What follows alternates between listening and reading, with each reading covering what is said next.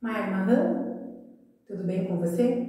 Eu sou a Fernanda Caingangue, eu sou advogada, sou ativista de direito ambiental e direitos humanos dos povos indígenas há 22 anos. Hoje nós vamos falar um pouquinho sobre o tratamento dado pelo Estado e pela sociedade brasileira aos seus povos indígenas ao longo da história do Brasil. Para fins didáticos, nós vamos dividir a história do Brasil em três grandes períodos. O primeiro e mais longo é o período exterminacionista, o período do genocídio. Durante mais de 4 séculos se matou em larga escala. Então os povos indígenas do Brasil e de outras regiões do mundo foram vítimas do maior massacre, o maior crime de lesa humanidade de que já se teve notícia. Então estima-se que em 1500 havia entre 5 a 10 milhões de indígenas no Brasil, em torno de 1000 povos que falavam 1000 línguas. Hoje no Brasil nós temos menos de 1 milhão de pessoas, segundo o censo do IBGE de 2010, que falam 274 línguas vivas e estão divididas em 305 povos indígenas. Durante o exterminacionismo havia títulos de nobreza dados em pagamento à caçada humana, à caçada de indígenas. No sul do Brasil, por exemplo, haviam verbas para o pagamento do par de orelhas de bugres, que é como se chama pejorativamente os indígenas na região sul do Brasil. Então, os bugreiros, os caçadores de bugres, que equivale ao bandeirante no sudeste, eram remunerados pela matança de seres humanos.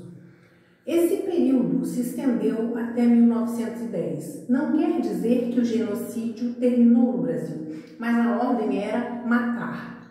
Primeiro se negou a condição de seres humanos, não eram considerados humanos, eram considerados coisa, res, e portanto não tinham direito. Isso liberava o território para ser explorado pelo colonizador europeu.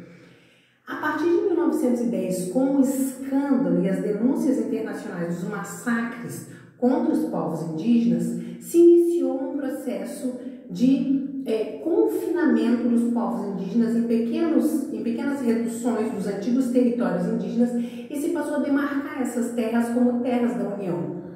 Com o Marechal Rondon e a criação do Serviço de Proteção ao Índio, o SPI, em 1910, se passa do exterminacionismo ao integracionismo, o assimilacionismo. Um padrão, um paradigma de relacionamento que era baseado na premissa, no pressuposto de que os povos indígenas eram inferiores, linguisticamente, culturalmente, e que eles desapareceriam em contato com a civilização nacional de matriz europeia supostamente superior. E é por isso que as terras indígenas foram demarcadas como sendo propriedade da União. A posse era dada a esses indígenas porque se supunha que eles desapareceriam. Bem, isso deu causa a que o Estado fosse nomeado como tutor dos povos indígenas. Mas se confundiu a tutela de direitos, que deveria ter sido exercida pelo SPI e depois pela FUNAI, na ditadura militar, com uma tutela de família, a tutela orfanológica. Em nome disso se cometeu todo tipo de absurdos, todo tipo de abusos. Então, o Estado tutor cometeu o que o Marcelo Zelig chama de crimes de tutela, em que o próprio preposto do governo, que deveria gerir e proteger o patrimônio dos povos indígenas, eram os primeiros a desviar esse patrimônio, a vender madeira, a vender minério, como acontece até hoje, sendo que a FUNAI e a SPI foram criadas exatamente para combater isso, combater o arrendamento, combater a mineração, combater as madeireiras e proteger esses territórios. Esse período se estendeu de 1910 até 1988, quando os povos indígenas marcharam para Brasília sem Twitter, sem Facebook, sem Instagram e conseguiram que o Congresso Nacional aprovasse o capítulo dos índios e reconhecesse direitos pré-existentes como direito ao território, aos usos, costumes, línguas e tradições dos povos indígenas. Então se dá início, após a Constituição Federal, a uma nova era. A era do multiculturalismo, a era do pluralismo jurídico.